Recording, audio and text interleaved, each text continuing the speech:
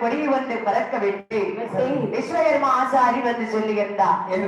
அம்மா தாங்களுக்கு அழகான கோட்டை வைத்து விட்டேன். மகனே விஸ்வகர்மாசாரி, நான் எதிர்பார்த்ததை விட அழகான ஒரு கோட்டையை போட்டிருக்கின்றார்.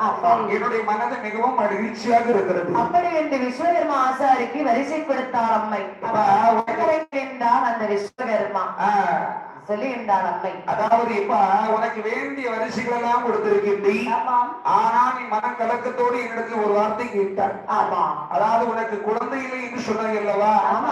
என்னுடைய அருளாலை உனக்கு அழகான ஒரு பாலகி வந்து புறப்படப்பா. அப்படியா? ஆமா. இருந்த சந்தோஷம். கவலைப்படாத, என்னைக்கு நீ சந்தோஷமாக இருக்க வேண்டும். பெண் குழந்தைக்கு பேரை வைக்க வேண்டும் என்று சொல்லி யாரவள் வர விடத்தனுப்பினாள்.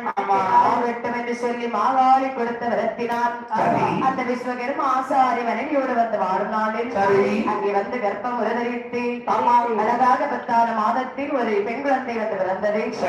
பராசக்தி தந்த பொக்கிஷம் என்று சொல்லி அந்த குழந்தைக்கு வாழை மனோன்மணின்னு பேர் போடுறாங்க. அடேங்கப்பா, வாழை மனோன்மணி. ஆமா, பெயர் போட்ட அம்மையானவள் பழுதில்லாமல் விட்டா விரத்திலே